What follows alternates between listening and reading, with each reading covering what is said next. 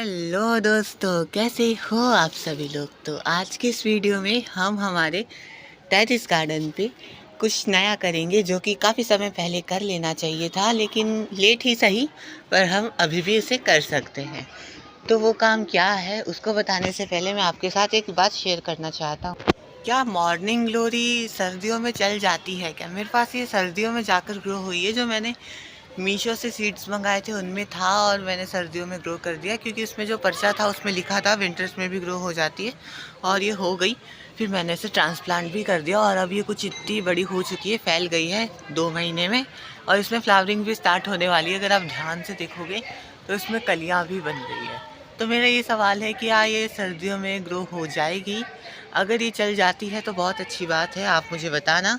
तो चलो आज की इस वीडियो को बिना किसी देरी के शुरू करते हैं। जैसा कि आप जानते ही हो, मैंने मीशो से ड्रैगन फ्रूट के प्लांट्स को ऑर्डर किया था, जो कि 3 का सेट में आए थे, 3 प्लांट। लेकिन मैं सिर्फ 2 को ही अपने साथ लेकर आया था। एक मैंने नानी के घर पे ही छोड़ दिया, क्योंकि मैंने वहीं पे से मंगाया था, और एक को वहीं पे सेटल कर दिया। तो अब आप देखोगे तो मेरा एक पौधा था जो यहाँ से ऊपर से टूट गया था, और फिर मैंने इसको लगा दिया, जिसमें भी अब ग्रोथ हो गई, रूट्स वगैरह आ चुकी है। इसे भी हम ट्रांसप्लांट करेंगे, और इसकी साइड से ग्रोथ हो गई थी। तो आज की इस वीडियो में हम इसे ट्रांसप्लांट करने वाले हैं, लेकिन ट्रांसप्लांट करने से पहले ही मेरे तो कांटे चुभ गए इसके। अभी तो और भी ज़्यादा चुभने बाकी हैं। वैसे इसके कांटे थोड़े सॉफ्ट होते हैं, इसके कांटों का आप टच करोगे ना तो इतना वो दर्द नहीं होता जितना कैक्टस वाले प्लांट्स में होता है। तो चलो इसको हम ट्रांसप्लांट करते हैं। तो ट्रांसप्लांटिंग के लिए अगर मैं सॉइल की बात करूं तो उसे मैंने रेडी कर लिया है, बस इसके अंदर थोड़ी सी और चीज़ें डालना बाकी है। इसमें कंपोस्ट मैंने ऐड की हुई है। अगर आप देखोगे तो नीचे मैंने ग्रीन वेस्ट डाल दिया था गार्डन का, एग शेल्स वगैरह वगैरह, किचन वेस्ट भी डाला था, जो कि खाद बन गया इसके अंदर। और आधा तो मैंने इसे पहले से ही फिल कर लिया है, बन गया था। जो हम वापस से इसी में फिल करेंगे, ताकि हमारे ड्रैगन फ्रूट को हम ग्रो कर सकें। और ये खाद वाली अच्छी न्यूट्रिशन से भरपूर सॉइल हमारी रेडी है। बस इसके अंदर मैं थोड़ी सी सरसों की खली ऐड करूँगा, ताकि हमारे प्लांट के अंदर जो थोड़ी बहुत मिनरल वगैरह की कमी हो जाती है वो भी पूरी हो जाए। और ये सॉइल की बात करें तो ये बहुत अच्छी सैंडी सॉइल है, इसके अंदर सैंड का भी कंपाउंड अच्छा खासा है। अगर आप इसे प्रेस करोगे ना, कितनी ज़ोर से कर लो, लेकिन ये सेट नहीं होती, बिखर जाती है। ऐसी सॉइल आपको ड्रैगन फ्रूट के लिए चूज़ करनी है, जिसमें पानी रुके बिल्कुल भी नहीं। और ड्रेनेज होल का आप अच्छे से ध्यान रखना है। इस बाल्टी में नीचे की तरफ 3-4 ड्रेनेज होल मैंने बड़े बड़े वाले बनाए हुए हैं। तो चलो इसके अंदर थोड़ी सी सरसों की खली ऐड करते हैं। तो ये रही मेरी वो सरसों की खली। और अगर आप जानना चाहते हो कि मैंने कहाँ से ख़रीदी थी, तो मैंने ये ऑफलाइन एग्रीकल्चर शॉप से ही ख़रीदी थी, हमारे घर के काफ़ी पास है। और इसका टेक्सचर कुछ ऐसा सा होता है। ये मैंने गर्मियों के समय पर ख़रीदी थी, क्योंकि उस टाइम पे काफ़ी सस्ती हो गई थी। उस टाइम पे कोई ख़रीदता है नहीं इन्हें, तो इसके रेट बिल्कुल आधे हो गए थे। ये पैकेट कम से कम 100 रुपये का होगा, और मुझे ये 55 में ही मिल गया था। तो अगर आप अभी ऑनलाइन ख़रीदोगे तो आपको 100 रुपये के ऊपर या उसके आसपास ही 80 के आसपास मिल जाएगा आपको, अगर आप इस टाइम पे भी ख़रीदोगे। ये सरसों की खली काफ़ी सही रहती है सर्दियों में, क्योंकि हल्की गर्म खाद भी होती है, हल्की हल्की प्लांट को गर्मी भी प्रोवाइड करती है, उसकी रूट्स को गर्म भी रखती है। तो मैं इसका 1 चम्मच जितना इस पूरी सॉइल में ऐड करने वाला हूँ, तो इसको हम ऐड कर लेते हैं। तो आप देखोगे तो ये रही हमारी सरसों की खली। इसका टेक्सचर बिल्कुल सैंड की जैसा है, थोड़ा थोड़ा रफ रफ सा। मैं इसको फर्स्ट टाइम हमारी सॉइल में ऐड करने जा रहा हूँ। और ये गुठली भी डाल दी थी मैंने डिकम्पोजिशन के लिए, जो कि अभी तक कंपोस्ट नहीं बनी है। इसको हम साइड कर देंगे और पूरी सॉइल को अच्छे से मिक्स कर देंगे। बस आपको इस बात का ध्यान रखना है कि अगर कोई लकड़ी या फिर इस तरह के कोई भी प्लांट के पुराने अवशेष मिल रहे हैं, तो उनको आप हटा दो। कोई भी रूट वगैरह है उसको नहीं रखना है, क्योंकि ये धीरे धीरे सड़ना स्टार्ट हो जाती है, जो प्लांट को प्रॉब्लम दे सकती है। क्योंकि हम ये अपर की तरफ में सॉइल फिल करेंगे, लोअर वाली हमने पहले ही फिल कर ली है। तो अब भी अच्छे से पूरी तरह फिल भी हो चुकी है, मतलब मिक्स भी हो चुकी है। अब टाइम आता है इसे फिल करने का।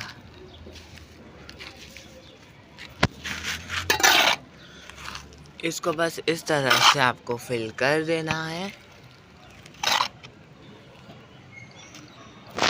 तो अभी आप देख सकते हो मैंने इसके अंदर डाला है ऑनियन पील का लिक्विड फर्टिलाइज़र, जो हम इसमें ऐड करने वाले हैं। और ये पूरा ऑर्डर अच्छे से हो चुका है। इसके अंदर डाइल्यूट जो हम इसके अंदर अब ऐड करेंगे, इससे फ़ायदा ये होगा हमारे प्लांट को लॉन्ग टाइम तक कोई भी हमें खाद देने की ज़रूरत नहीं पड़ेगी। हमने अभी ये ऑनियन पील वाला टॉनिक डाला है, ये काफ़ी लंबे समय तक हमारे प्लांट को न्यूट्रिशन प्रोवाइडेड रखेगा। तो प्लांट को ट्रांसप्लांट करने से पहले पानी डालेंगे हम थोड़ा सा, फिर उसके बाद पूरा पानी डाल देंगे, जिससे मिट्टी एक बार ही थोड़ी बहुत सेटल हो जाए, ताकि प्लांट को ट्रांसप्लांट करते टाइम कोई प्रॉब्लम का हमें सामना नहीं करना पड़े। क्योंकि अक्सर क्या होता है, प्लांट को हम ट्रांसप्लांट कर देते हैं, उसके बाद जब हम पानी डालते हैं तो सॉइल इधर उधर हो जाती है, जिससे हमारा पूरा प्लांट ख़राब भी हो सकता है। तो मैंने ये इसमें अब ऐड कर दिया है और अब बारी है हमारे प्लांट को ट्रांसप्लांट करने की। जैसे ही ये पानी को सोख कर लेगी सॉइल, तुरंत हम हमारे प्लांट को ट्रांसप्लांट कर देंगे। तो जैसा कि आप सभी जानते हो, ये ड्रैगन फ्रूट है, यानी एक कैक्टस की ही वैरायटी है। इसमें आप कांटे देखोगे तो आपको समझ आ जाएगा, लेकिन इसमें एरियल रूट्स भी निकलती है जो मॉइस्चर को हवा से अब्जॉर्ब करती है। तो इन एरियल रूट्स का भी आपको ध्यान रखना है। अगर आप कटिंग से ग्रो करना चाहते हो तो ऐसी ब्रांच को चूज़ करना जिसमें ऐसी एरियल रूट्स निकल रखी हो, बहुत ईजीली आपकी कटिंग ग्रो हो जाएगी। और ऐसा नहीं है तो ऐसी ब्रांच को चूज़ करना जिस पे एरियल रूट ना हो, लेकिन इस तरह के जो कांटे हैं ना वो हटे हुए हो और एक पॉइंट सा डॉट सा बन रखा हो। जैसे कि यहाँ इधर कांटे नहीं है आप देखोगे, पर यहाँ पर एक छोटी सी बर्ड सी है, यहाँ से भी रूट्स निकल सकती है अगर आप कटिंग से इसे ग्रो करना चाहते हो तो चलो सबसे इजी प्रोसेस बताता हूँ इसको ट्रांसप्लांट करने का। आप सभी इस बात से बहुत परेशान होंगे कि ट्रांसप्लांटिंग के बाद पौधा हमारा मर जाता है, पौधे को ये हो जाता है वो हो जाता है। तो इस तरीके से ट्रांसप्लांट करना, कभी पौधे को कोई नुकसान नहीं होएगा। जो आपका पॉट है जिसके अंदर आपने जो प्लांट लगाया है, पहले उस पॉट की शेप को आपको इसके अंदर कुछ इस तरह से बना लेना है। और इस तरह से शेप बनाने के बाद आपको पॉट को क्लीन कर लेना है, ताकि निकालते टाइम आपके हाथ ज़्यादा गंदे ना हो। और इसको निकालने के लिए आपको जो पॉट है उसे कुछ इस तरह से साइडों से दबाना है। अगर प्लास्टिक का है तो ये काम बहुत इजीली हो जाएगा। मैंने तो इसे डब्बे में लगाया था, इसलिए थोड़ी सी प्रॉब्लम हो जाएगी, क्योंकि डब्बे का शेप आप अच्छे से देख पा रहे हो कैसा है। तो कुछ इस तरह बहुत से कांटों को अपने स्किन में चुभाने के बाद मैंने इसे निकाल लिया है। और अगर आप देखोगे तो यहाँ पर आपको इसकी रूट्स वगैरह भी दिख रही होगी और हल्की हल्की स्टेम भी नज़र आ रही है, ये जो कि हम कटिंग से ग्रो करते हैं तब अंदर रह जाती है इसलिए। और इसको अब हम ऐसा का ऐसा ही धीरे धीरे धीरे धीरे मिट्टी के अंदर डाल देंगे। आप अभी इसे ट्रांसप्लांट कर सकते हो, क्योंकि अभी इतनी ज़्यादा ठंड भी नहीं है, तो कोई दिक्कत वाली बात नहीं होगी। बस इस तरह से अब आपको धीरे धीरे सॉइल को सेटल डाउन करते जाना है।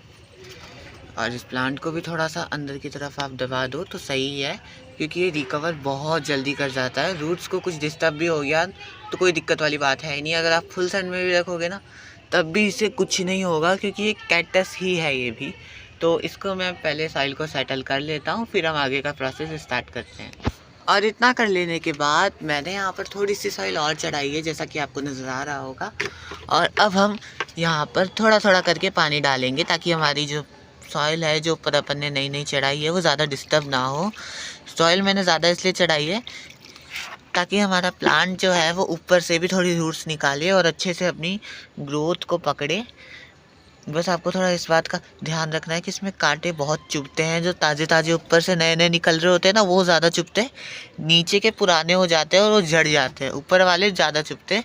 तो इस बात का आपका ध्यान रखना है कि ये चुभे नहीं। और अब हमने इसको पानी भी दे दिया है, सब कुछ हो गया है। बस आपको यहाँ पर एक स्टिक लगानी है लंबी सी और ऐसी जो इसे सपोर्ट भी दे। तो आज के इस वीडियो को यहीं पे एंड करते हैं। हम इसको थोड़ा सा सपोर्ट भी दे देंगे और मिलेंगे नेक्स्ट वीडियो में। सो तब तक के लिए बाय।